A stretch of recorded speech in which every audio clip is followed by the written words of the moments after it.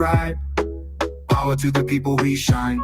Giving fans what they need. Caribbean spirit, let's succeed. Every show with a good deed.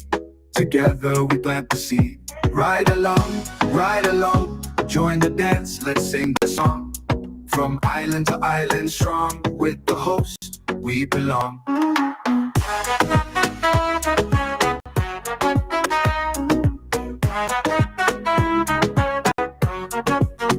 Energy high, heart so bright. Tune in, feel the light. Global love taking flight. Every ride a sheer delight. Making waves across the seas. Love and joy in the breeze. Ride along live if you please. Bringing hope with such ease. Ride along, join the dance, let's sing the song. From island to island strong, with the host, we belong. Energy high, heart so bright. Tune in, feel the light. Global love taking flight. Every ride is sheer delight. Making waves across the seas. Love and joy in. Are you a progressive young leader, a proactive emerging executive, a rising professional? Then you need appropriate cover for your vehicle. Introducing the Pro Motor Plan from Beacon. Car insurance that includes free loss of use, windscreen cover up to $3,500, free special perils, free accident forgiveness. Get Beacon's Pro Motor Plan today. Don't procrastinate. Call Beacon today at 440-4447 or Looking for the ultimate island experience? Hop on the Ride Tuk Tuk Rum Punch Tour and explore Grenada like never before. Feel the tropical breeze, sip on authentic Caribbean rum punch, and cruise through Grenada's stunning scenery in our unique and fun tuk-tuks. It's the perfect blend of adventure and island flavor. Book your unforgettable tour now at ride.gd or call 473-422-1011.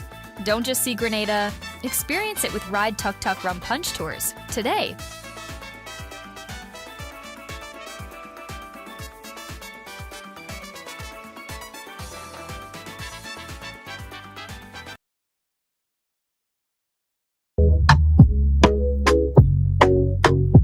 Right along live, welcome to the ride. Welcome to Tuesday on the ride. Yo! Yeah, happy. I am happy today, as always. Yeah, man, listen, guys. First of all, I know what you guys are going to ask me, so let me just make it clear. Yes! I'm still in Grenada. I'm still here. Goddamn. Listen, if I had a dollar for everyone who asked me that question, you still in Grenada? I'll be a millionaire. Like I would be a millionaire, I swear. Everybody. You move back? Trump deport you? I got that one too.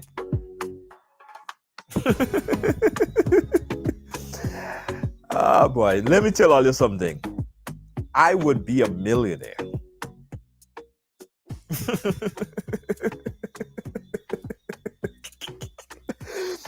None of the above, guys. But I'll be happy to move back in Grenada. Grenada is a beautiful place. You know, it's always hot. Everything is really nice. People are friendly. If your car breaks down, people stop in and help you. You know what I mean? Everybody want to buy you a beer. It's just a beautiful place, man. So yes, guys, I'm still in Grenada. I came particularly, as you know, that we had to build, when you're building something, or if you like, women could understand this because they know, like, when you give birth to a child, right, you have to feed that child, you have to breastfeed that child, you have to nurture that child, you have to hug that child, you know, you have to take care of the child. So I look at that, my business as my baby, as my child, right? So I have to, you know, be there for that baby, nurture that baby. That's why I'm so overprotective of stuff, because I personalize stuff like my businesses. Yeah, so I spent a lot of time putting things in place, structuring things, and you know what I mean? So that's why I'm still here. And but I need a vacation, by the way. So if some good person could give me a vacation, I need a vacation, send me someplace. Send me someplace, guys. I welcome a vacation. All right? Send me somewhere. Okay, so today is what's pissing you off. Let me share. Let me share this. Share the program. And when you're sharing, guys, I want you to add @followers. So @followers. Let me do it here now. Yeah. Let me do it here now. @followers. Wendy Samuel, how you doing? Thank you so much. @followers, everybody. @followers. There we go. Just did it. You see, blessed girl, Taylor, you in Fireside, that alone is a vacation. But see, when I'm here, I am working. There is nothing like a vacation. It's always work. Always get up and work. Okay, so today's what's pissing me off. First of all, let me tell you guys what's pissing me off. What's stuck in my craw. I need for someone to intervene in sending a memo to the banks, right? Here in Grenada. And please tell them, like, if it's just one of them, like just one. We don't need all of them. We just need one of them to please open up on a Saturday. Like it is so inconvenient. Saturdays are very brisk day in town. People are doing things all over the place. Banks are closed. Like, can one bank just be the trailblazer and say, you know what? We're gonna open up on Saturday. Why all the banks close on a day, a shopping day? I'm talking about in Grenada, because other parts of the world, I haven't been to Trinidad, banks are open on a Saturday. So please, just one bank, just take the initiative, bank. Like just do it. Right? Don't you guys get frustrated sometimes when you need cash? The things that you need to do in a bank, like not just the teller machine. You need to go and do some stuff. You need that person to handle your transaction. Why the hell are you always not opening on a Saturday? And the other thing that's kind of pissing me off, and I said this before, why you all have to close so early, like 2 o'clock? Like, can somebody say, you know what, we're going to do 4 o'clock, 5 o'clock, right? 2 o'clock? Like, come on, man. You see, it's a half-day mentality kind of thing, eh? It's a half-day economy kind of thing. And I am of the belief, right, being a business owner, entrepreneur, that your business have to be 24/7. And the country had to run like a business. Like when you run a half-day economy, man, are you really getting everything that you need to move forward, to develop as fast as you need to develop? That's probably you know what's probably appending the major development in some of the smaller Caribbean islands. You know, the work ethics, man. The work ethics. Open up for longer hours. Why can't one bank just say, you know what, we're going to open up until 5 o'clock, and then we're going to open up on a Saturday? Think about the businesses. Think about the business. Because when you go to open up a bank account, right, you go to any one of the public banks, and they tell you, they give you an appointment like 3 weeks in the future to come and open up a bank account. Now, shouldn't it be easy and facilitating for people to come and open up a bank account? Make the process quick. But no, it's like the most difficult things, right? So why don't you have open more days and make your hours longer, hire more people, and only then you know what I mean? You don't have to send someone to 2 weeks, 3 weeks to make an appointment to open up a bank account. Open up longer hours. I beg all you, please. It's and the ATM and them, all you, gosh, man, let it work sometimes, most of the times now. Like, I find it does work more, it does not work more than work. Because sometimes I go here for ATM, this one is not working, and that one for ATM, and this one is not working. I know. Anyway, guys, these are some of the things that's pissing me off. Jennifer Lawrence, how are you doing? But it's not all about what's pissing me off. It's what's pissing you off. I read some of your comments. Yeah, you see, Wendy, exactly. I read some of your comments. You guys are funny. You guys are hilarious. Politics are pissing you guys off. You guys are pissed off by Trump, right? I get a lot of people who say that they're pissed off with what's happening with Trump. They start to see a whole set of family members they ain't seen in a long time. They start to see me along the road a lot, and they're wondering if Trump did a number on me. So people are pissed off of a lot of things. So we're going to keep it going. But this next minister, his name is Honorable Ron Redhead. He has a lot of things to talk about. He has a few things to talk about, right? And one of the things that we're going to talk about later on in the program is Parliament. And you guys are very aware. Some of you guys saw it. Some of you guys shared it. There was a particular video that circulated on social media. And that particular video was that of a fellow minister on the opposition side. So she was on her phone and she was scrolling through her phone.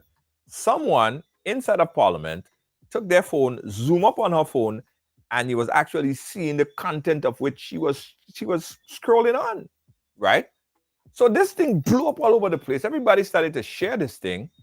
And then now I'm hearing that there is a call for the Parliament.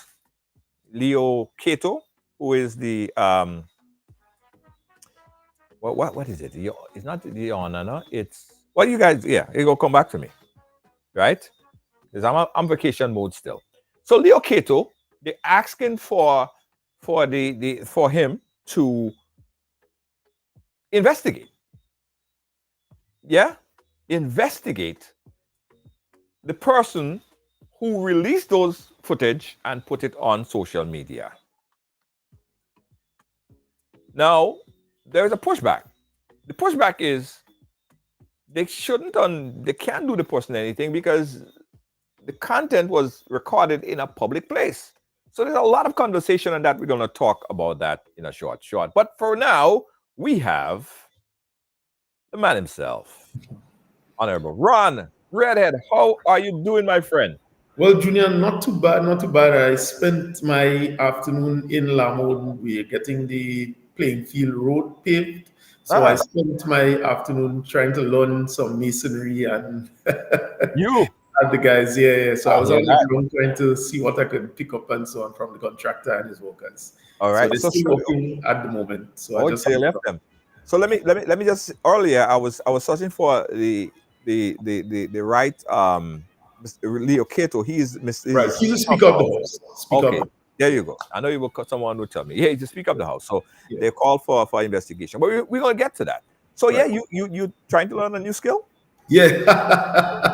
well, it's always good, and it's something that I normally do. I pass in on projects. I always check in with the supervisors, check in with the ministry, follow up on information with projects, and see the state and status to which they are, and see how they are progressing along.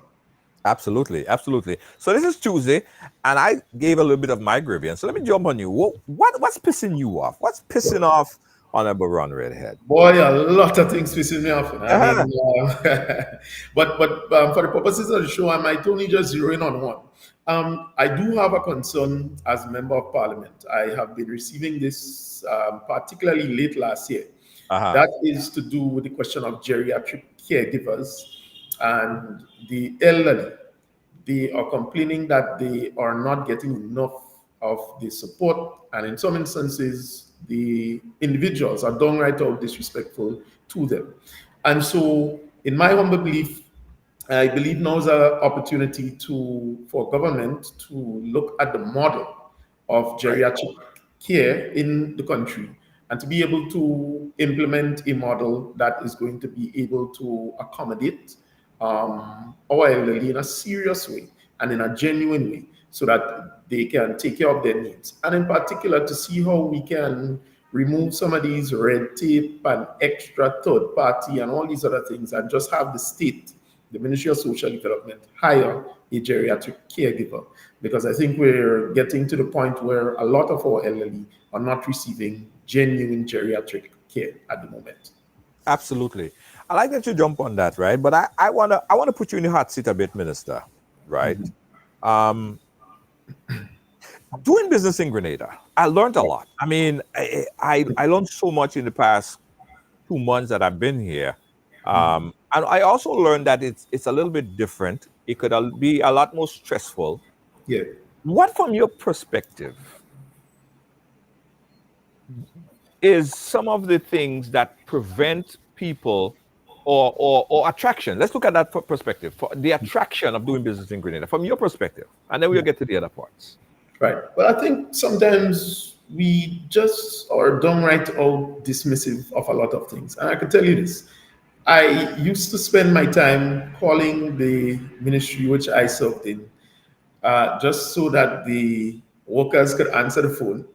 Never identified myself, so I could hear and try and understand the culture of, if I'm a Grenadian citizen calling at particular hours, or just calling in general, what is the experience I would have. So I spent my time doing that just to understand. As a minister, pick up the government phone in the office and I would call. And I did that so that I could get an appreciation, as I mentioned, of the state of, in particular, customer service. Yeah. So, in my humble opinion, I think that all the necessary elements to have a business in Grenada is there. Right. But when it comes now to have these elements coordinated so that you can get accurate information, that we ain't going in Timbuktu and come back down by Auntie Mary and go by Sister Jean and all over the place, that we just know exactly where to go. These are the things that we have to do, 1, 2, 3, and then we will get somewhere. That is what I have the difficulty with. In addition to that, honestly, when it comes to doing business in Grenada, I think sometimes it is too slow on the public service side, and the private sector, by and large, suffers from their own ability to be able to keep up with the slow pace of the public service, whether it be for approvals, whether it be for some kind of inspection that is required by law and so on and had to get done. You know, there's always this tendency for public servants, in some instances, to have paper on desk. And it's like they like to see a lot of paper on the desk. And then we ask, well, you know, why this thing taking so long? Well, it's supposed to take 3 months or 3 weeks, and there's no law, there's no rule why it needs to take so long. So I just think the general malaise, and it is something maybe over time the culture developed, and it's something that we really, really need to break. But I think by and large, doing business in Grenada, the opportunity is there, but in terms of having the right structure and mechanisms to push it along, to have it done in record time or in faster periods or intervals, is just not there. The appetite for that. And you said it right. Doing business in Grenada is great for many different things. Like you feel like you're feeling like you're actually giving back. For me, Yeah. that's what it is. You know, I feel like, you know, I was born here, I grew up here. I'm not thinking profit. I'm thinking about service. I'm thinking about giving back to my country. However, I feel like the bureaucracy that exists, there's so many bureaucracy, there's so many things that just block the process. And you have to think about, why am I doing this 3 times? Why do I have to walk there, get a stamp to come back and drop it here, and the person right here have a stamp? It is so difficult sometimes. Yeah. It makes, in a way, it kind of set up to frustrate. Right, and it deters you from going forward, and that's the thing. So I'm saying the culture that we have when we go about doing business and engaging with people in general. So if somebody know that Junior is a man of stature, he would be treated different, just the ordinary Joe Blow. And that's something that I think we really, really need to change. When I served as minister, and even today as MP, it doesn't matter if I'm meeting a CEO, it doesn't matter if I'm meeting a cleaner, somebody who's cleaning on the side of the road. I treat all of them with the same level of respect. If they come to me about a matter, it is given the attention and the seriousness, just like any other matter. So I think that goes a long way in terms of getting things along. This is one of the reasons why in the Northeast, for example, St. George, we are able to do so much, because it doesn't matter who you are. You could be green, yellow, whatever the thing is. As the member of parliament duly elected by the people, I have to represent everybody. And therefore, in my humble opinion, my ambition must be to serve. And in service, it requires you to do certain things. When people come to me and they are seeking help in different areas, the truth is, Junior, I may have to liaise with the Ministry of Legal Affairs, the Ministry of Agriculture, the Ministry of Infrastructure, Education, whatever the issue is. And so sometimes it takes a while to get the information. Sometimes I tell them, come back to me in 1 week's time. Within that 1 week, we didn't locate the information. Within that 1 week, we couldn't get who exactly might have been on whatever property, etc. And so these things often creates the whole question of the delays, and in some instances people don't have patience, and therefore they lose the interest to even resolve their problem themselves, and so they lose confidence in the state to be able to solve problems. So my humble opinion is that we need to reach to the point where the public service is operating efficiently. Yes. Efficiently, because time in the world of business is money. And therefore, in some instances, the country is losing revenue for whether it is for the period of the day, or people are not able to engage in commerce and economic activity to help drive the kind of development that we need. So if we move with a little bit more haste and see matters of interest that comes to your desk as national matters of interest, and not just if you know Mary Jane, if you know, thing and so on. So I think once we move past that element, we're going to see a lot of things going forward, honestly. Somebody said the sense of urgency is not embedded in the culture. Right. I don't understand. And that's, I'm speaking from personal experience. Right. And sometimes people tell me I move too fast, because I lived in New York for a long time. So, we run to catch the train, we run to do this, we run to do that. We're always running, right? And then, so when you come here, sometimes you might go to a line at the bank, and the line is long, and there's one person at the register. And I'm just like, oh my God, somebody fix this, right? I had a situation where I went to a very, government establishment, and the person who is supposed to administer, the person told me to wait 2 minutes. I sat there 2 hours. And that's not government policy. So I'm not blaming the government. I'm not blaming any past administration or whatever the case is. It's the mindset of the individual that is there to administer the work. So shouldn't there be some kind of unilateral training in the public service to let people know with some set of urgency, things need to happen. Like, you can't just leave stuff there and when people need things to be done. Right. And so, in terms of having a universal training, well, I would say let's go beyond that. Let's have a standard so that public servants are not coming in, and because they are friends with Mary Jane, if Mary Jane come and check them, they go facilitate. And if John Smith come, they ain't bothering with John Smith. But they deal with people on a case-by-case basis. So take, for example, the issue of mental health. People often would look to the government, but there is an apparatus or infrastructure which might require a social worker, which might require some kind of field officer, seat officer or so, to go get data, get the information. So the point is, if they do not operate with the urgency, then oftentimes people fall through the loop. And then it's easy to blame government or an administration, etc., to say that they're not doing what they have to do. But we overlook rather the role that everyone plays in the grand scheme of things to make something function in society and for the state. But isn't somewhat a breakdown of management structure? If you have someone who is literally there to do a specific job, and their supervisor is not nudging them to do what they're supposed to do, and then the upper management is not nudging to ensure that the supervisor ensure that this work gets done. So a kind of breakdown in management structure could bring you to this point.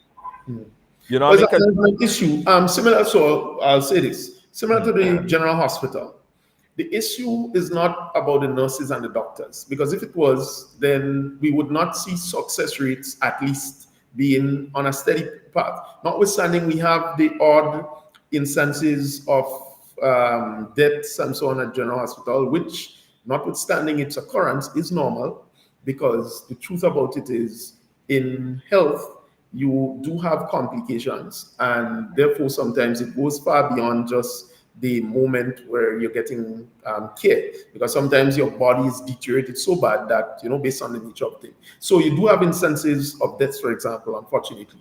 So the issue, therefore, is not about the nurses and the doctors and their competence and their ability to cure the sick. The issue is the administrative arm of the General Hospital and its management. When somebody walks into the General Hospital and they say, "Oh God, my mother go dead, XYZ, God forbid," what is the response at the General Hospital? Is it that they'll just sit back because, let me say, somebody, Sima or whoever it is, come and make the complaint? Or we treat every case as emergency as they come? That is the kind of mindset that we need. So, when you mention in the start, what's pissing you off?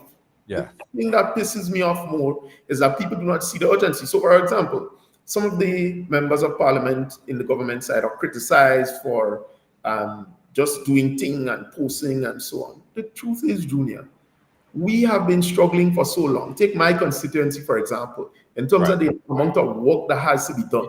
And so when we are doing all of these things now, and at the magnitude and at its occurrence, etc., and people saying, take my time, wait, and so on, the question is why we are 51 years old as an independent nation. And some of these things been existing far too long. So the point is, when you get into a road, it doesn't matter if you're the cleaner, it doesn't matter if you're the janitor, whatever the thing is, or the supervisor or the CEO. You must work with the same spirit, that you believe that what you are doing is important to help build people. This is not about just sitting in a position and holding it for the sake of it, but taking it and doing what you may swear an oath to do or appointed to do. That's my kind of message that I want to share. You're absolutely right, MP. I just find the culture is somewhat. It kind of give you the vibe like people want to make money, but they don't want to work. They don't want, everyone want to get nice things, but they don't want to put out what it takes to get nice things. And you have to put in the work. You have to put in the work. And that's why I'm seeing here, even here in Grenada, when I go around in the sector that I'm establishing in, right, in the tourism sector, most of the more established people that run things in that sector, a lot of them are not necessarily Grenadians. So the mindset and culture is different. And that's why they could push more. Watch, Junior, let me give you an example. Because we're on the topic of what's pissing you off. Yes. Now, you see disaster management in Grenada? I don't know what it is about disaster management, but for some people, they like when the whole country fall down and burn down. And it's like they like to preside over failure and come and talk about, well, the church breakdown, the this breakdown. They don't like to see things get done. And that's why I like the spirit of Minister Andy Williams, Honorable Andy Williams. Because you see, it's one thing to complain about a problem. Right. But it's totally another thing to solve the problem. And identifying the problem is one step, but it is one step that you must take in the course of finding a solution. So disaster management.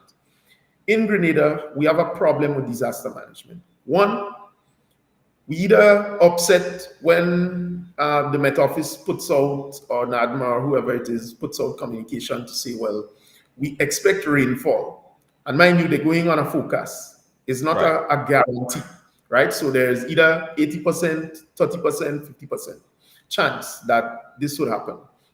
So we expect rainfall. The rain doesn't fall as aggressive as it should. and everybody cussing, whether or not some taking it ironically as a joke, etc.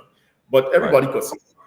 Now, the minute time something occurs, you then put them in a position where they say, see me, I don't want to go and say rain will fall, and even if it's this percentage, etc. Because when it's 80.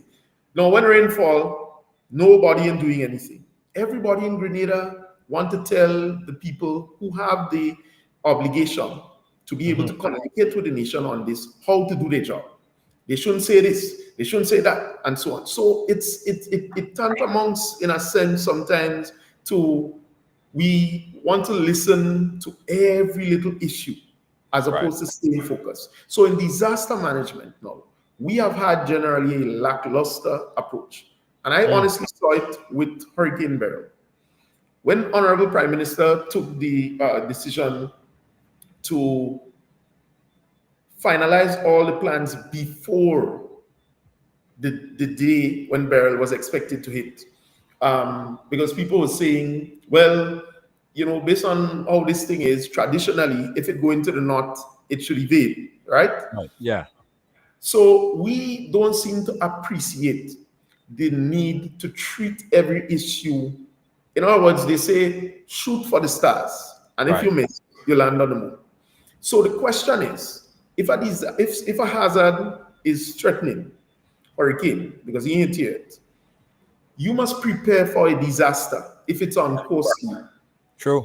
Your preparation, you can't go half-hearted. And I proved that when we had the fires in St. George Northeast last year. Multiple fires, Junior. Until a resident, and I'll call her name, Teacher Pam, she called me and she said, MP, well, you look like my house go burn down because the fire there right in the backyard and I'm afraid.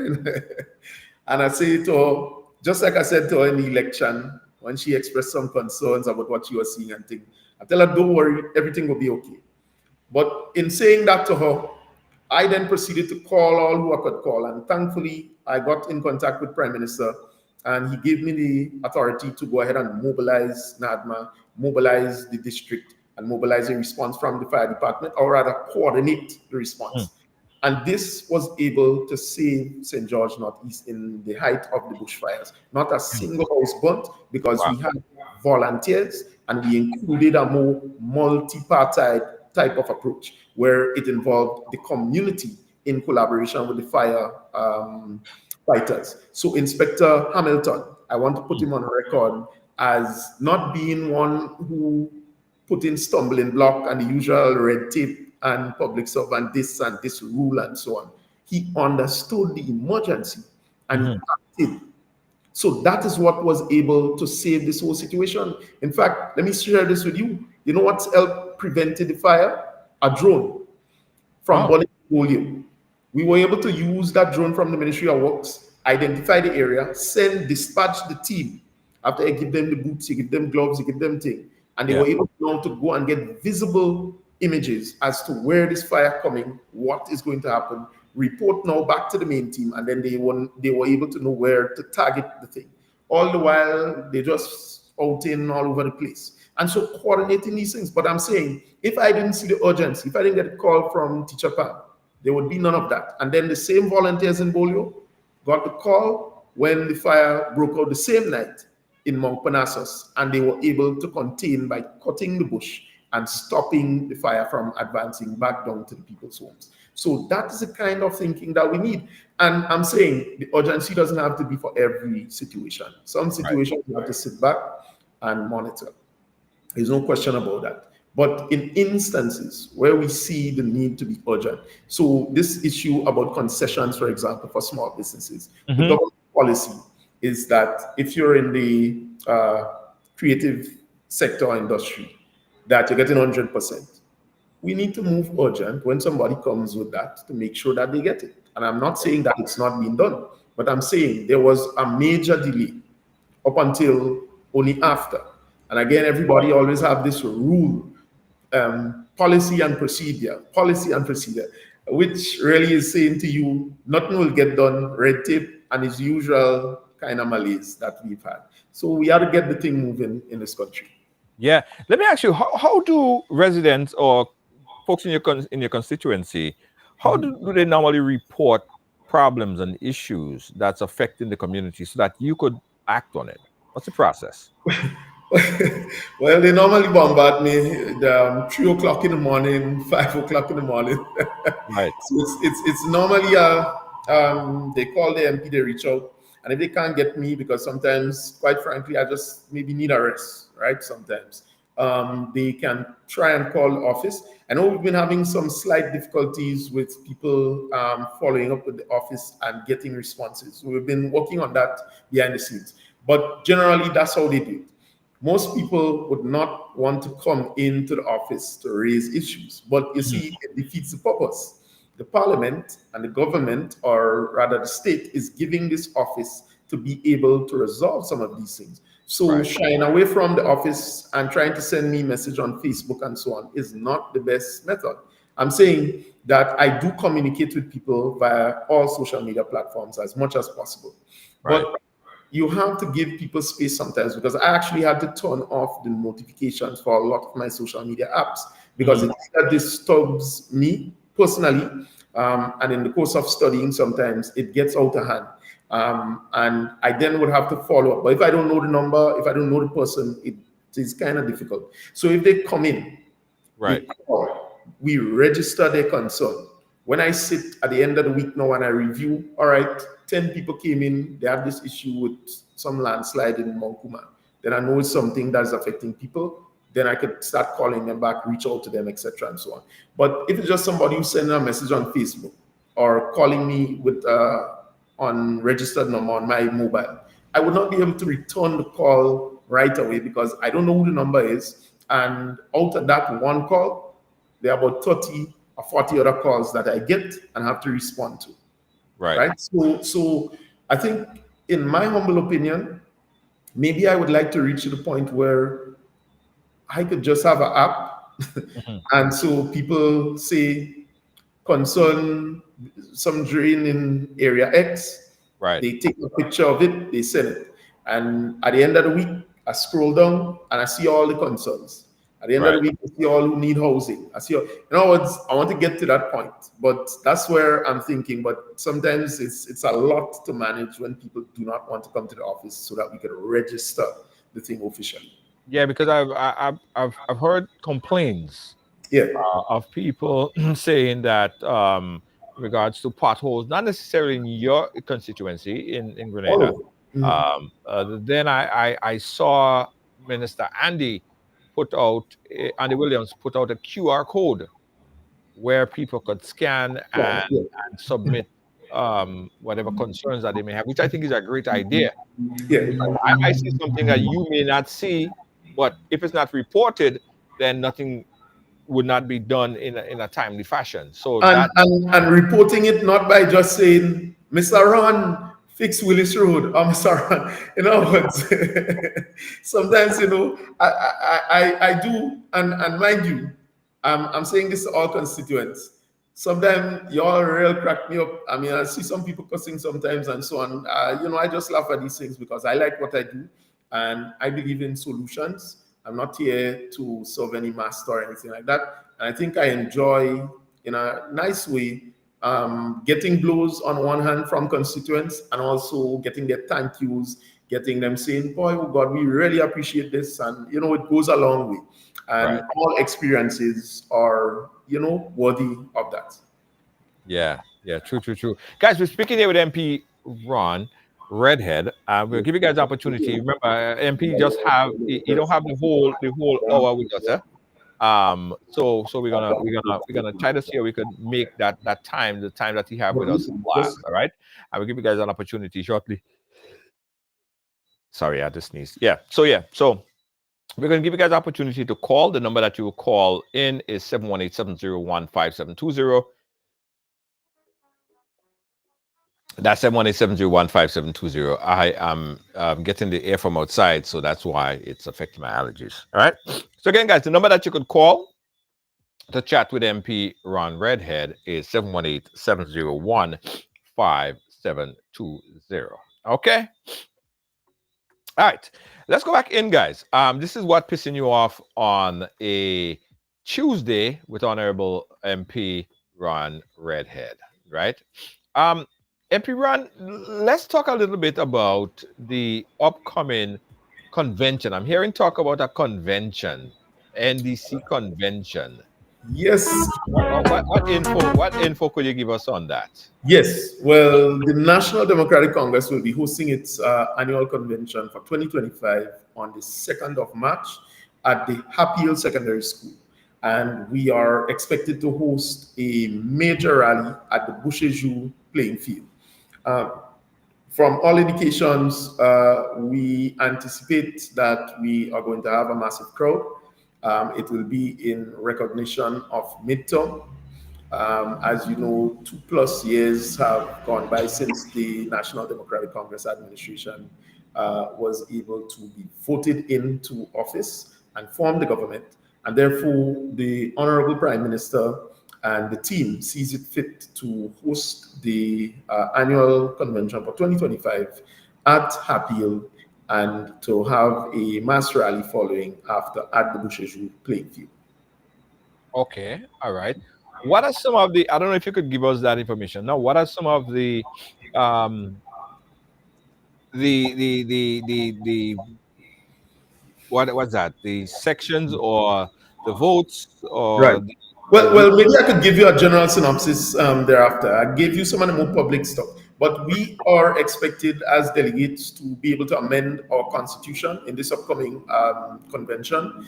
We will also officially announce the ownership of a piece of land to construct a multi-purpose center for the National Democratic Congress. So for the first time in its history since 1987, the NDC will have a property that it owns as a political organization and to be able to construct its headquarters.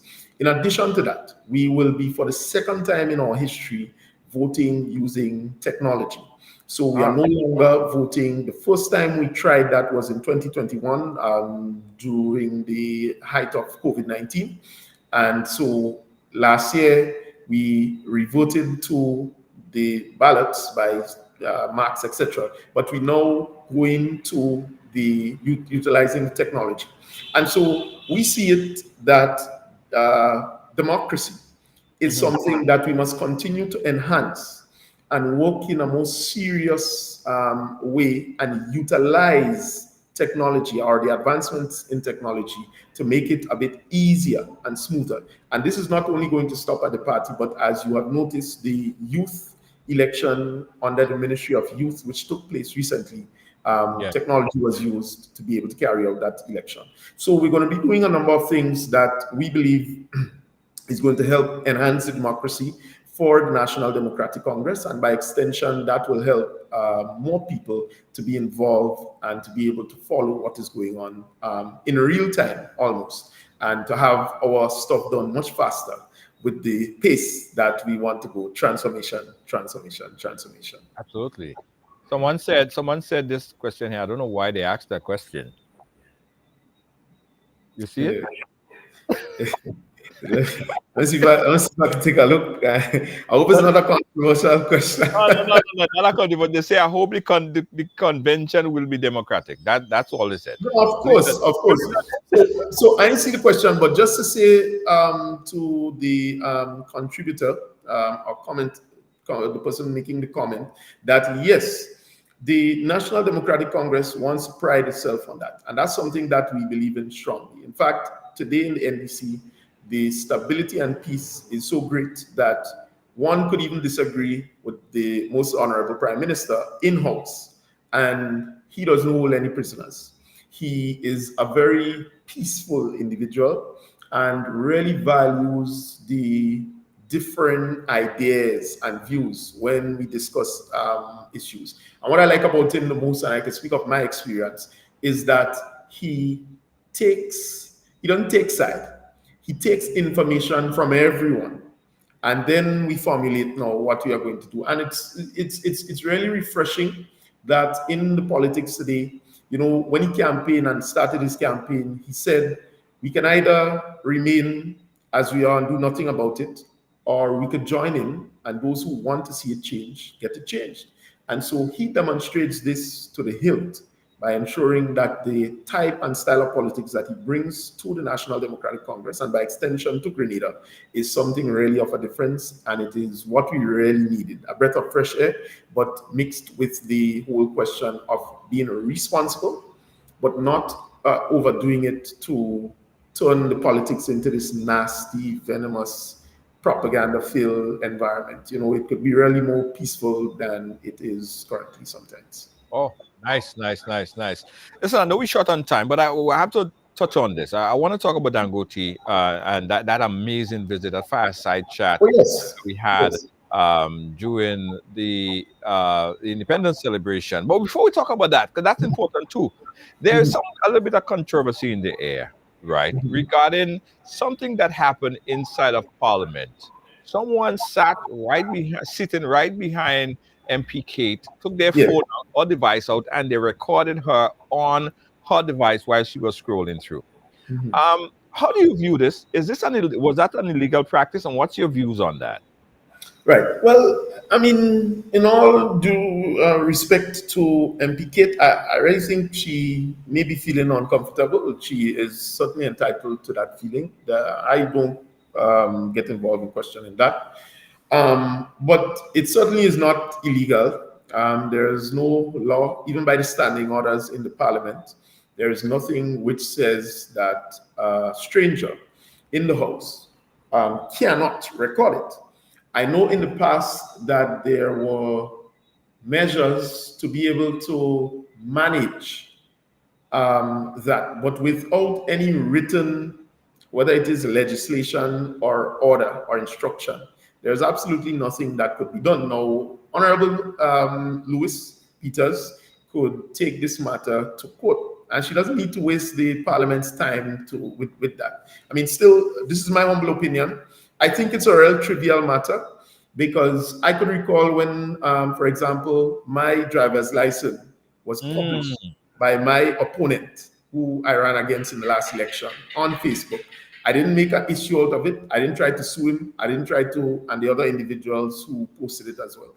And so the truth is, Junior, in politics, and I always learned that from my father, you can't play mass and freight powder, right? So you had to expect people to come at you. In fact, I often smile and I say, well played, whenever my opponents give me a good blow politically. So it just gets me thinking, re-strategizing, and see how we come again. But I think the real upsetting point of it is that it underscores why the opposition members of parliament is not able to contribute something substantive to the discussions, to the debates, because I don't know, they're spending too much time just relaxing. And so I'm saying that is what that particular thing underscores. And in addition to that, from a political standpoint, I just think it's just a deflection, right? You have these mass resignations taking place all over the country, NNP executive members throughout the constituencies resigning and so on. And they're just trying to deflect now and come and cry wolf over this particular matter. But I'm saying to you that if there is any a legal or illegal matter, they can go to a lawyer. The honorable member can take a lawyer privately and get this sorted out. They don't need to waste the time of the House with that. We have more important things to discuss. And if I was the opposition, if I had to call for any investigation, I certainly ain't going to investigate this trivial matter. That's just major and minors. You have more important investigations, and they know that to be had. So let's not try and waste the people's time with too much of that. But I think it's a lesson. Junior, I use my cell phone during Parliament, and sometimes I actually scroll on Facebook just to see how people view stuff and so on. So it's not anything. I certainly don't shop during Parliament, and I certainly do not spend the time, engage in loose talk. I get a lot of calls in Parliament sometimes, and so I may have to reply, send emails, etc. So I use my phone during Parliament sittings, but whenever my colleagues are speaking, I try to listen because I want to pound the table in support, and I want to encourage them as they make their presentations on bills or whatever contributions that they make. Right, but if the situation was that you were scrolling through your personal device and say he was looking at a WhatsApp message, which was Yeah. it's a private conversation, and Right. someone then sat over your shoulder and recorded that, would it have been looked at in a different light? Uh, Of you course, your of private, course, and then this is what I'm saying.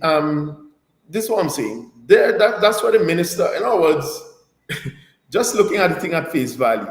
If you go to a court with this matter, you have to ask yourself the question: what is the legal breach that occurred?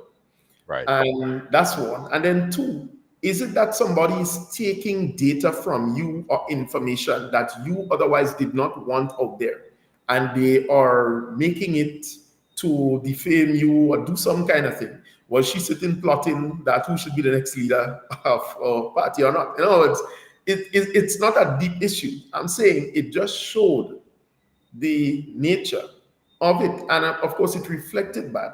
But in all due respect to I think I know how these things are, but I'm saying to them, I personally, I can't speak for her. I endured a lot worse than that. People will say all kind of nasty things about me and Junior. If I see them in tongue, I still laugh with them because I fear no man, and I don't know that that is something that I would go and challenge. I will go and spend the time challenging legalities of things that are not benefiting people.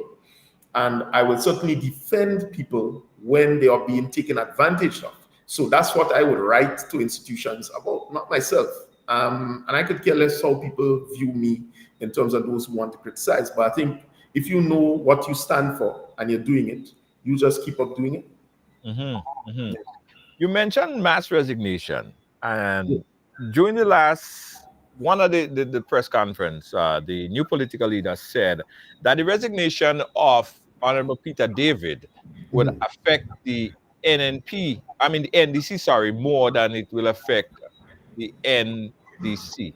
No, sorry, it will affect the NDC more than it will affect the NNP in Peter David resignation. How do you see this? Well, in all due respect to her, that comment, I think she's confused, or whether deliberately or just downright out naive over the situation. How could you have mass resignations after you became leader and claiming that your opponent is going to be affected? From your organization, the resignations are occurring. And I'm saying, when you look at some of the people who are leaving, or the workers, right? Now, in politics, Junior, let me give you how I see politics. If you have a team or a business, chances are only two people are work hard, right? Everybody else just shows up for the photograph, right? And that's one hand. And on the other hand, you have this notion that defeat is an orphan and success will have many fathers. And so wherever you see numbers dwindling, because in politics you always need to add. I don't care what you believe in. Add and multiply. And multiply, right? So you add and multiply, because this is, in my humble opinion, it is clearly a case of the rejection of either the leader or the approach that was used. And so we're going to get political here. Now, when the National Democratic Congress went through its own cyclical phase of this kind of infighting, blah, blah, blah, and so on, the fact of the matter is, resignations did hurt. So I'm saying, whether it's 3, whether it's 2, whether it's 1, once people are leaving, it will have an impact, because, Junior, guess what? You have influence maybe on 60 people directly. That if you say brown, they all say brown. And so to make this case about, well, 10 members leave, we ain't bothering with that and so on.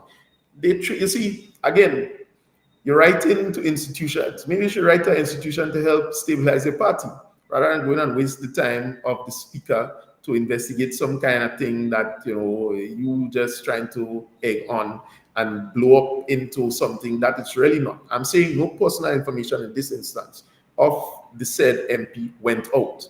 Or what went out was a video of her scrolling whatever she was doing, and everybody have every opinion on that. And the fact is, her colleague was speaking and she wasn't paying attention. So therefore, their contributions, or the value of their contributions, is significantly less than what the people expect when they go to these sittings. So that was the issue there. So I'm saying to trivialize now the resignations, again, it tells me that you're making a big blow up about some video of you scrolling on whatever website, but you're trivializing the fact that you're losing members. And this is a political party that for years never had this kind of thing. So I'm saying that we're not stupid people in Grenada, and we could see this for what it is. Again, that was another just deflection and downright out lie to try to mislead those who may be gullible to believe that they are not bothering with it, but I know that they are concerned with it. Yeah. You know, I was just thinking here, as you mentioned, just a reverse gear a little bit on what you said earlier in terms of the camera. Every member sitting in Parliament should know and recognize that this is live televised. This is going to But be. you have cameras all over, Junior. That's the point. The thing is broadcast live, so the comments see somebody watching. Similarly, the same camera that broadcast it, the camera could have been over her shoulder as it well. hovers over. That's the point. Over. Yeah. So I mean, you should understand that whatever, even if you have to speak to someone, right? You might, and you don't want to take it out. You might cover your mouth, right? Exactly. Mouth, right? There are different tactics. Or in this instance, Junior, I am saying that if the members are making a case that people spying, then you buy a privacy screen. So you just put that on, so you alone can see, and if you angle it, nobody could see. And so in other words, I don't know. I just think sometimes that's probably why, for the length of time, we were not going, because you see this mindset. I'm saying, I don't know, for me, people say all kind of nasty things about me on a daily basis, right? Who I don't know, don't even know. But I am saying, Junior, as a member of Parliament, should I go and start to curse people and start to issue letter and thing to them and try to, no, because that's not what I'm elected to do. So you wouldn't go pelting stone behind every little issue and so on. When you get in time to make good contributions to the Parliament, you wouldn't get time because your mindset is focused on trivial matters. And that is the point I think we really, really need to make in this country, that we need to grow up and we need to go beyond some of these petty nonsense, because I think everybody could see through this strategy that it's really to make a big blow up about nothing and will get us nowhere. I am saying that we have had so much corruption in this country. I never hear once that the said members who come out vehemently this morning call for investigation and ask for the findings to be public. Look at oil and gas for an example. They served in the cabinet. So we could go on and on. That is more meaningful to people and where the opportunity lies around oil and gas than this notion about you scrolling on Sheen or whatever it is you was on, and a camera in a public space picked you up doing that. That doesn't make any sense to me. Yeah. Point well taken there, MP. Again, guys, we open up the phone line, 718-701-5720. We did say that the MP have just a few minutes with us. So we want to give you guys a quick opportunity to call in really, really fast. 718-701-5720. That's the number, 718-701-5720. As we wait, let's talk about this last fireside chat and the Prime Minister interview with the richest man in Africa. And listen, you have to be rich to be the richest man in Africa, because people in Africa are rich, right? Yeah. First of all, what's your take on the fireside chat? No, I thought that it was excellent. And again, I honestly want to commend the vision. Now, Junior, this is something that I think we need to establish and try and break in terms of the thinking. Now, to say that a millionaire is only somebody who doesn't look like me or you, that is more Caucasian, etc., only is and must be a thing of the past. Black people suffered. We know about the whole history of slavery. We're not going to regurgitate that. But I think now is the time for us to pick ourselves up and start training ourselves as to how we need to be. And so the fireside chat is the commencement of an inspiration of creating a new Grenadian man and woman in the thinking that, notwithstanding that I am from a poor country, that I could achieve greatness. And as Prime Minister said, G for Grenada, G for God, but now most importantly, G for greatness, Greatness, right? yeah. So that I could achieve that greatness. It doesn't matter who I am and where I came from. And that's the kind of message that we want to send. So in him bringing these elements, a Yes. kind of people of that stature, is to really inspire the young people who you can make as your role model to go forward. It doesn't have to be somebody Caucasian. Now, mind you, nothing is wrong if you emulate a Caucasian, because we're not racist. We're not about that. But Right. sometimes you need to see your own as examples because it's more relatable. You can then understand their story because it relates to yours. So Absolutely. it is the commencement of deepening ties with the continent of Africa, and to ensure that from a Caribbean standpoint, our foreign policy is going to promote people from our motherland more.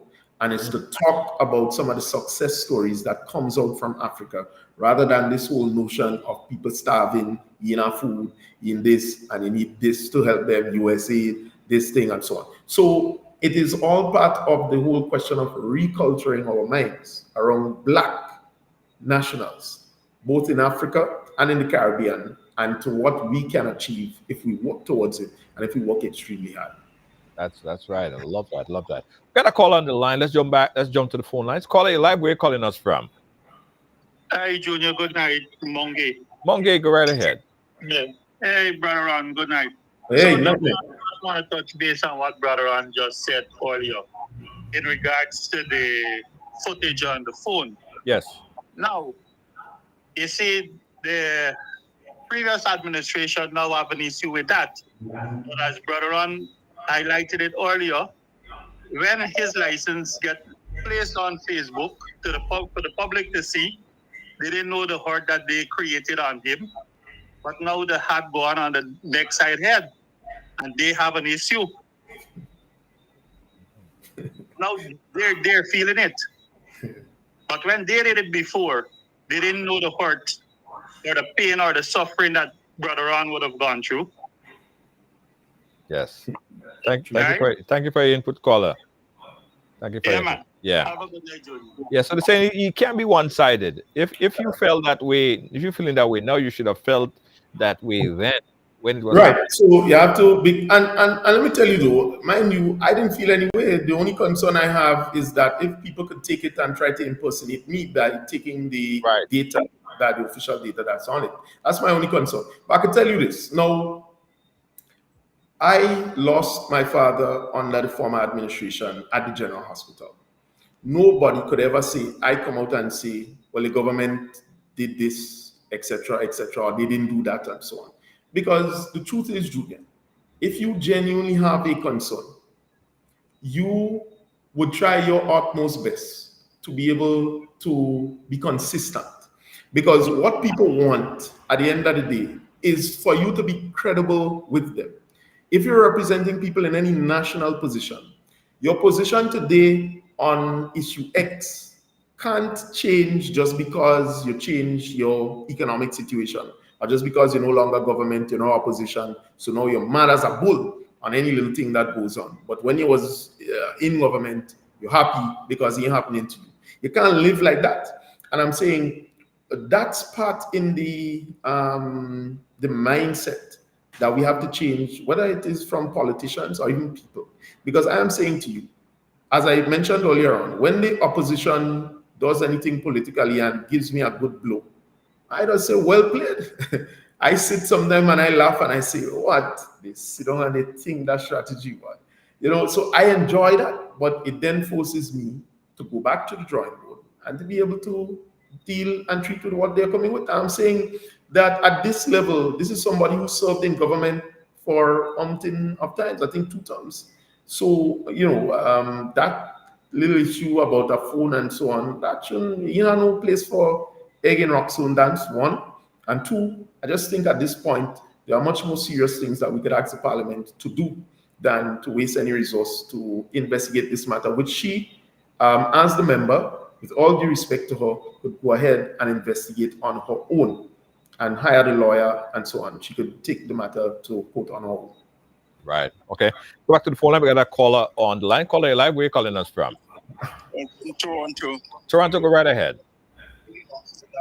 Yes, I'm calling to see that I want to commend Ron because he's one of my favorite parliamentarians, and I like his assertiveness in how he speaks. Although it was clearly said by the leader of the opposition that he's rude, mixing up assertiveness for rudeness. But Hello? I need to I need to say that that Ron speaks truth. Right. And then when the former prime minister was recorded by his own people calling the prime minister a B-man, there was nothing about that. Actually, I saw what the minister was doing because I'm usually on the phone with a friend of mine when parliament is going on, because that's the beauty of retirement. You can sit and watch everything. And we were talking about the very thing. We were saying, what respect is she giving to her new leader, so to speak, while she is speaking and she is on a cell phone? We actually commented on it while it was going on. Right. So today, when you come in and say we're demanding the investigation and so on, it is appearing as though that the opposition knew that she was going to be on her phone and they brought somebody there to record her. It's nonsensical. Yeah. Some people call themselves teachers and members in parliament. It makes absolutely no sense. They did something open to the world. Right. And we're living in a world of technology. Yes. And it's shocking to me. I don't want to be long, but it's shocking to me that when you hear that particular woman speak and the so-called new leader, it amazes me. You know, I don't want to sound critical, but the fact about it, I even said there are three women and one man now in the opposition. And I even said, even with the Clarice, whatever her name is, I always say, and I'm not trying to be mean, I said, thank God I'm not in Grenada, because if this woman was in the hospital and I am sick, I would definitely not want her to attend to me, because they speak with things that it just doesn't make sense, and it makes Grenadians look bad. Yeah, but in her defense, I've heard a lot of people spoke highly of her and her medical accolades, so I don't want to disregard her as a medical practitioner. I'm not saying to say that she's not, but if you don't know her, and sometimes the way she speaks and the way she tries to articulate, right, it confuses you. Okay. And I think I've heard other people say that it confuses you when she speaks. And Okay. for the other two, I would love to see. I would love to see the so-called new leader on the trail when election comes around. I would really love to see her campaign, because to me, it makes us look a little bad. Right. How these people bring out things. And Ron, you're really my number one guy there. I think I told you that some time ago before. Thank you so much. You're just very direct and very truthful. Thank you. And they need to change their way of presenting themselves on national TV, representing our country. Thank you so much. Thank you so much. Okay. All right. All right. MP Ron, let me just take another call, and we will just kind of just rapid fire the response on this one, because I know you have to leave. Caller, you're live. Where you calling us from? All right. Let me see if I get that caller. Caller, are you there? Check. Caller, are you there?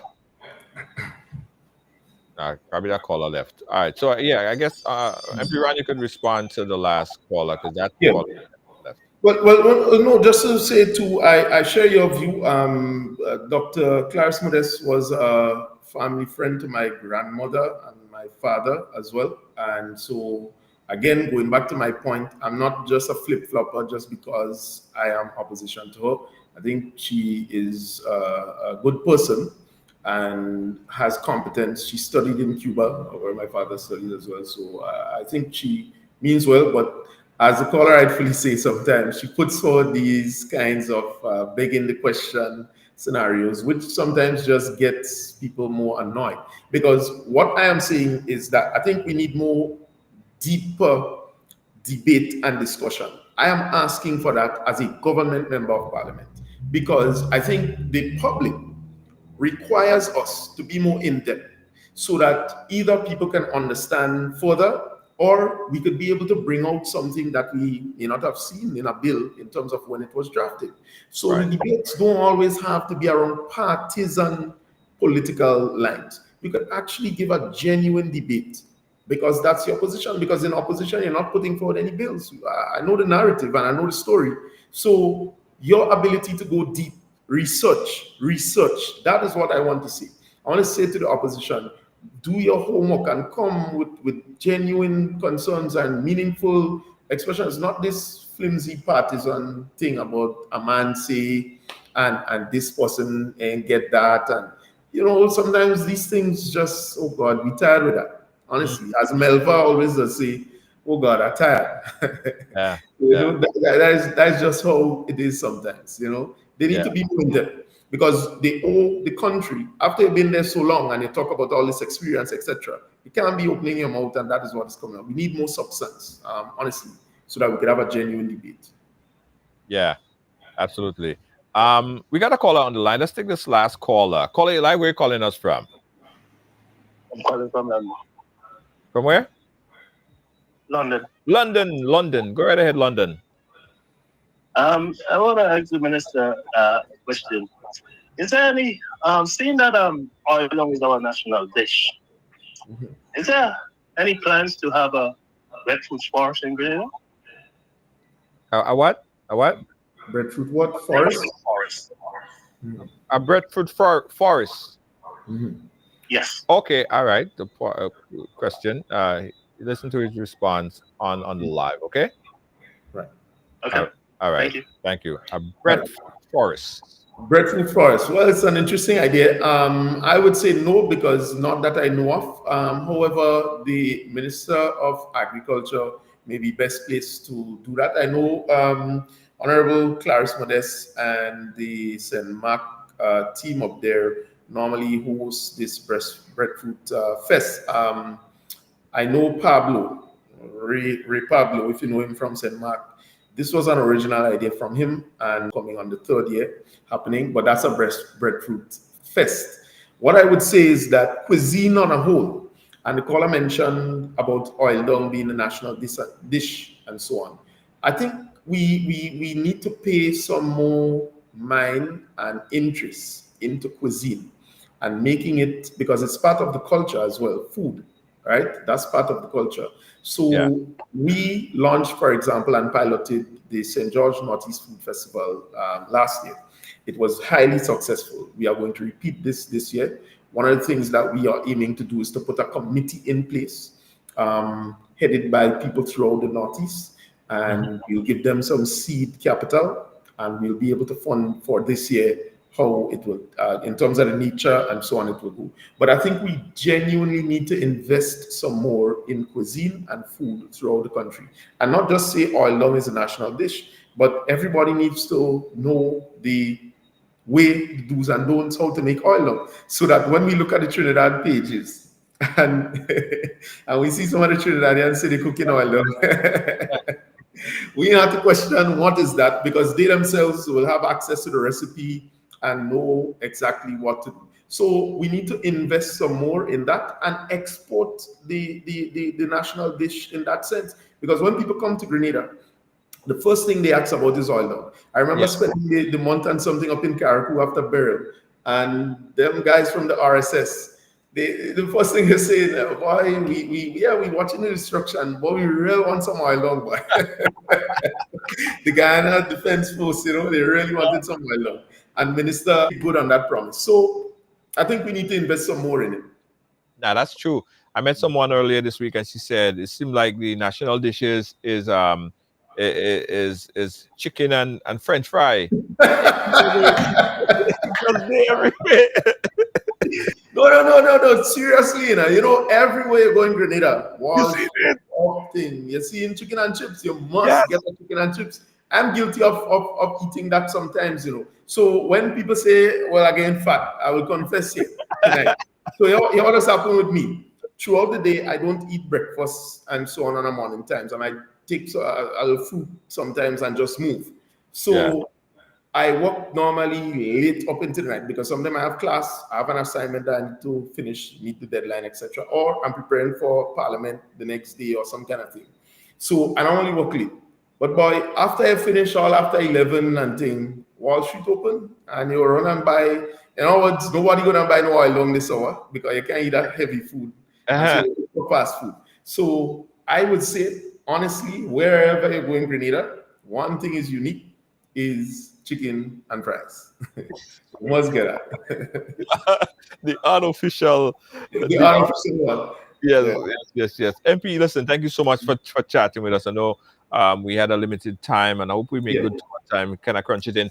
Any last word you wanna put out there before we wrap it up today? Right. No, well, just to say that the government of Grenada is going to be going into budget shortly. Public will certainly hear the announcements from the relevant ministers, and even Honorable Prime Minister is prepared to give us information on that. And so the other thing is we're going into the National Convention of the National Democratic Congress. We continue to encourage our delegates to get themselves organized in their various polling divisions and to get the party supporters and members hyped up about what is going on. A lot is happening in our country. We have a lot to celebrate as a 2.5-year-old government, and some of us were even called children.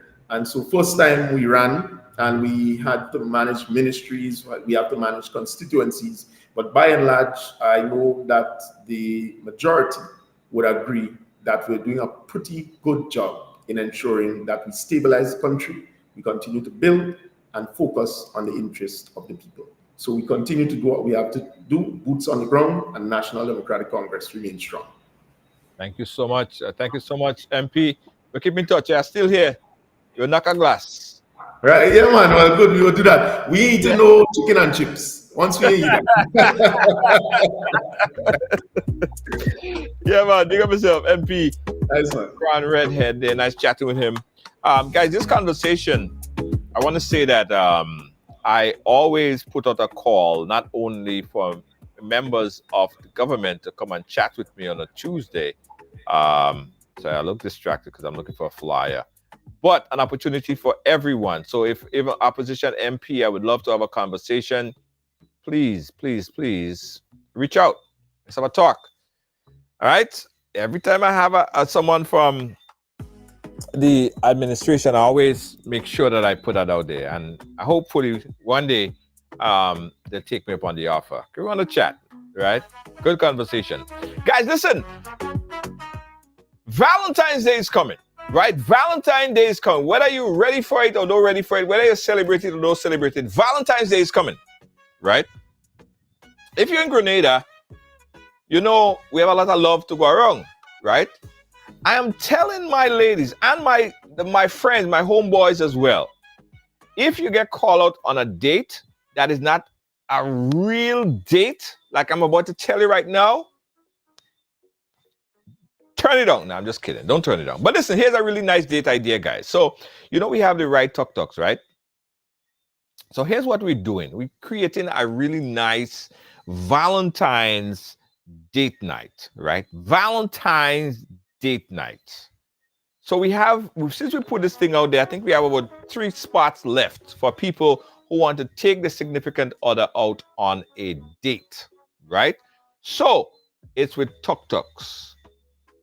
And whether you want to do it nighttime or daytime, we have the perfect date idea. It is the Valentine date night with Ride Tuk Tuks. We're going to pick you up. You and your darling, your lover, your sweetheart, your boo. We're going to take you out on an amazing tour with your love, your darling, your baby, your boo. We wait for you, you know. You go, you have a nice little time, go by a nice little restaurant, have a really nice time, and then take you on a nice little outing and then take you back home. Right? It is a really nice date. It's a proper date. So guys, if you want to book your date for the Ride Tuk Tuk experience date, the Ride date night, don't forget, it's the 14th, you know, it's right around the corner. Don't wait, don't stick. Run and give them a call. Ride number 473-422-1011. That's 473-422-1011. Is the Valentine date night with Ride. Some people want to do more than just a nighttime thing. So you might want to take your lover out, and then you guys, after you go on the date, after you take the nice little ride around, then they might say, baby, listen, let's go on the water and do some paddling. Spend a nice time paddling, on the water. Listen, she's gonna love you forever. And we provide the champagne, right? So we provide the champagne for you. Make it a date night with Ride. All right? Take a word from our sponsors and we'll be right back. Looking for the ultimate island experience? Hop on the Ride Tuk Tuk Rum Punch Tour and explore Grenada like never before. Feel the tropical breeze, sip on authentic Caribbean rum punch, and cruise through Grenada's stunning scenery in our unique and fun tuk-tuks. It's the perfect blend of adventure and island flavor. Book your unforgettable tour now at ride.gd or call 473-422-1011. Don't just see Grenada, experience it with Ride Tuk Tuk Rum Punch Tours today.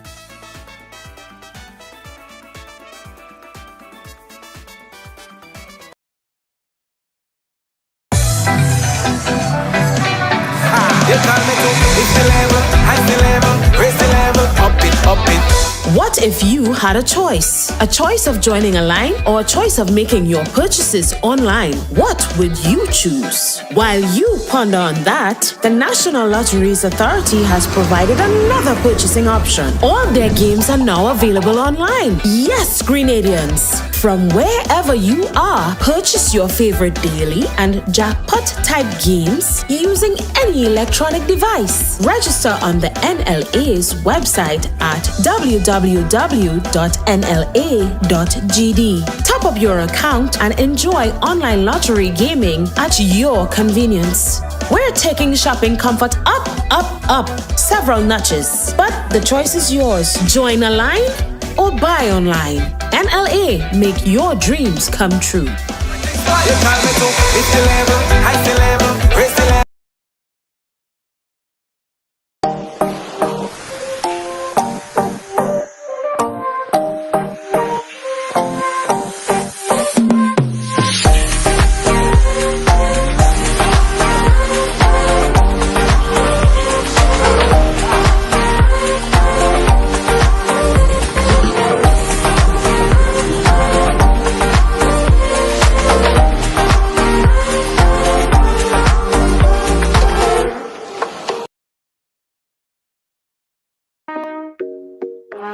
Yeah, guys. RideAlong Live. It's also brought to you with the kind compliments of. You guys know about this, right? You guys know about the Ride Tuk Tuks. Yeah, we've only been telling you this for the past month or so. But guys, seriously, we need some drivers. We need some drivers. We have grown so fast over the past couple months that we have grown too fast. So we need drivers, experienced B-class or bike drivers to be a part of the Ride family. If you have your A-class license, and you want to ride for drive for Ride, give us a call, 473-422-1011. We are looking for good riders, drivers, but you must have your A-class license, okay? Please, don't call me and say, well, I have a B-class, you can't take me with a B-class. No, you need to have an A-class license. A what? An A-class license. Drive for Ride. Why? High heart so bright, tune in, feel the light. Global love taking flight. Every ride is sheer delight, making waves across the seas. Yes, guys, so make it a date night. Make it a date night this Valentine's. Take your lover out on one of our branded tuk-tuks. Grenada. Yeah, man, for more information, call 473-422-1011. That's 473-422-1011. Or you can check out online at ride.gd. That's ride.gd. And for the folks who want to ride on the water, yeah, we got you as well. Ride the waves. You can check it out at Grenada's Beach. All right, Vendors Market at Grenada's Beach. Check it out. Guys, if you are a viewer and you want to advertise your business on RideAlong Live, stop keeping your business a secret. This is how you advertise. It pays to advertise on RideAlong Live. Are you looking to take your business or event to the next level? Advertise on RideAlong Live and reach over 10 million viewers worldwide every month. With a global audience tuning in for the latest news, entertainment, and culture, your message will get the exposure it deserves. Don't miss the opportunity to showcase your brand to a diverse and engaged audience. RideAlong Live, where the world watches and your business grows.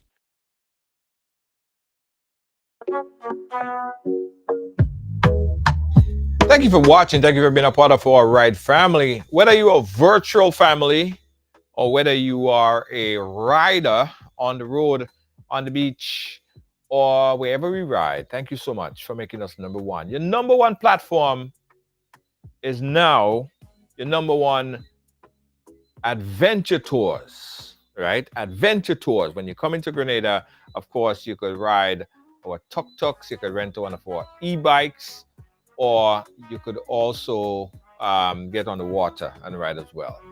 RideAlong Live. Hey, thanks to our senior executive producer, Lois JJ, and she's the hardest working person, and she want me to come back to New York. Every day she called me, she said, you ain't get on a plane yet? No, I'm still here. So she's hoping that they deport me out from Grenada, which is not going to happen, by the way. So Lois, I see you when I see you, my friend. See you when I see you. All right? And to everyone else at Team Ride, we say thank you and good night. Get you guys again tomorrow. RideAlong Live. Good night. Waves across the seas, love and joy in the breeze. Ride along live if you please, bringing hope with such ease. Ride along, join the dance, let's sing the song. From island to island strong, with the host we belong.